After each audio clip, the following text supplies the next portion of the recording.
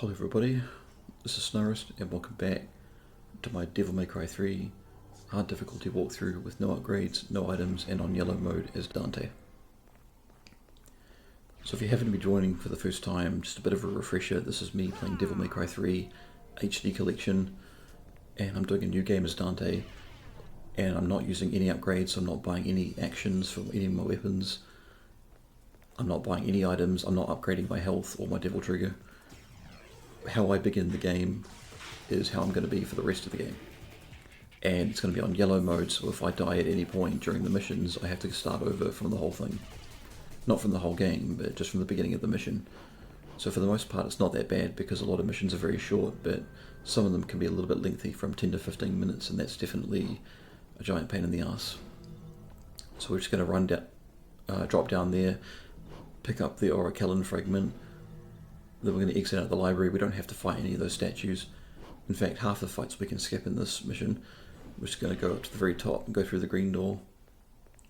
Then we're going to head up through the door here, and there's going to be a hallway of statues leading up. And we're going to ignore them, and we're just going to move straight on. So through the door here we'll have our first essential encounter. We will go to pick up the Siren Shriek, but we'll get interrupted by the sins that wield coffins. Now, when they start to do their motions, get away from them, because they'll do 2 long swipes and they'll do 1/3 slam down, which doesn't do that much damage, but still. And I don't even bother trying to style on these guys, because when I do, I often find that by the time I'm done styling, or about to be done styling, they begin swiping with their coffin and they can end up hitting you.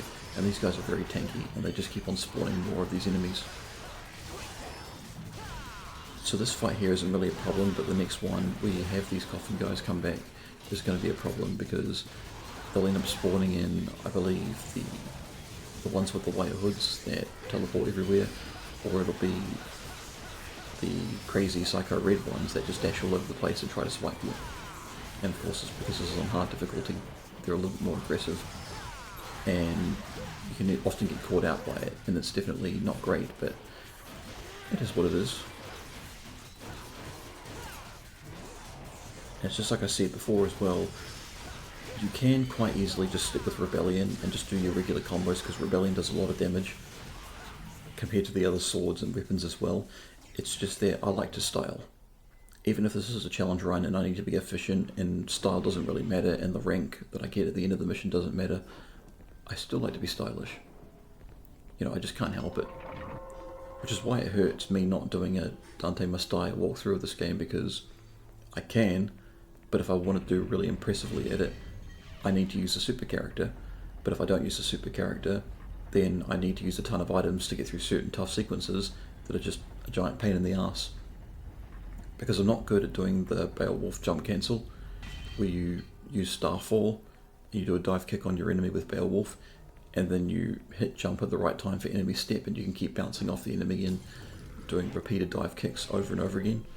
And Starfall is one of the most damaging moves that Beowulf can do. I'm just not as skilled with it.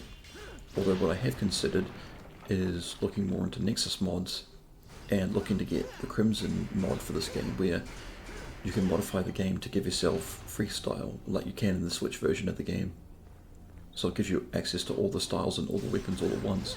Now, to be honest, I wouldn't really want to do anything different than Rebellion and Beowulf still, except maybe Agni and Vergil for the spiders and stuff. But having the ability to use Trickster to get away from enemies, and then use Swordmaster to get a bunch of extra damage, and then using Quicksilver to slow down time, because when you taunt, which is what I do often, you see that it gets you a lot of Devil Trigger back, and when you do get a lot of Devil Trigger back, you've got a lot of resources to work with. Sometimes you wish you could slow down time with Quicksilver, other times you wish you could just use Devil Trigger, but with freestyle and being able to switch on the go, it's definitely something I would like to try one day. I don't know if I would or not, but seeing as how I've got a PC and a good one, I think it'd be a bit of a waste if I didn't. The only problem is, yeah, you've got to pay for a subscription on Nexus mods, and I know they're pretty infamous for banning a lot of mods people like, and while a lot of it is largely NSFW stuff, which, you know, is not super great, but, you know, let people bought the game already, let them have the freedom to own it and do what they want with it. And yeah, well, it is a shame. There are other places where you can get those type of mods without any shame or without anyone just, outright banning it. Nexus mods isn't the only place out there on the net. So while it is a shame that Nexus mods are suffering because of that, and a lot of people are leaving them when they used to be the definitive place to go, I still think having access to those just regular mods is good enough.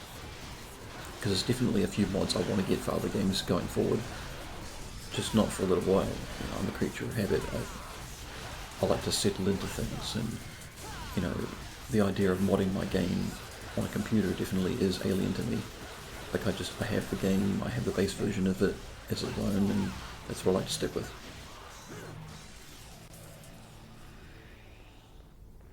And because there's not much to talk about until we get to the Vergil boss fight, I mentioned in a couple of parts ago about the DMC anime made by Eddie Shankar, the one that came out on Netflix, and obviously I'm not a big fan of it. I'm definitely a fan of the original back in 2008. I forgot who made it, but I think it was Madhouse that made it. But yeah, I don't like the DMC anime that was made by Netflix at all. I think it's a disgrace. I think it's shit.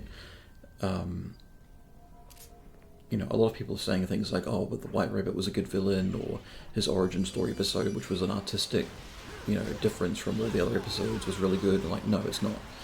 And I know everyone's probably by now heard of like the infamous scene where at the end of the last episode, Dante gets frozen and taken prisoner, and you've got connections to the original games world like Ouroboros, and they're setting up establishments in hell to mine its resources, and the American military is going and hunting after demons, but they're also portraying certain demons as like an allegory for immigrants and stuff like that. Just real stupid shit. And I couldn't help but honestly love it, because they were playing American Idiot by Green Day in the background, and I know that Green Day are pretty like anti-government and anti-military and all that, and that's fair enough. Sorry about that. I definitely understand their position, but at the same time, I don't think Green Day have really been all that relevant for a long time, not since the mid-2000s, or even up to the early 2010s, because I do like Green Day a lot. I like the music a lot. I love their old stuff too. But I can't be the only one that was actually like cheering for that scene, because as someone who is pretty well versed in Devil May Cry lore and how it all works, I would think that the idea of America's entire military mobilizing to go and fight demons in hell and killing them and taking their resources and like expanding humanity's growth, while it definitely can lead to corruption and everything, ultimately it's still a good thing that they're wiping out demons. So I got a different feeling than what the show wanted me to feel. And while I can imagine that season 2, which has got a couple of teasers so far, would definitely be better than the first season, because it's a little bit more in line with what Devil May Cry is supposed to be, I think while missing the core of what its messaging is about the power of humanity, I think missing that and portraying them as evil definitely takes away from a lot of what DMC is about. So the well has already been poisoned, and there's not really any going back from it, so you just kind of have to roll with what you got. So we come here to the Vergil boss fight, and I do apologise if my voice is a little bit croakier than usual. I'm just trying to keep my voice somewhat modest, because I'm not the only one in the house and people are starting to wake up. But with Vergil, you just need to hit him a few times, use whatever combos you want. Just keep in mind that when you smack him and he does like a back step, like he's been staggered backwards, if you try to attack him again, he'll parry you and do a different attack. And when that happens, if you've got Trickster, you need to dash away, or you need to roll away if you don't have Trickster. See, look at that. That's when I taunt. So when he goes backwards, there, and as soon as he does rapid slash like that, just hit him once if you can and back away, because if you try to combo him after that, then he'll parry you and attack you again. That's the trick.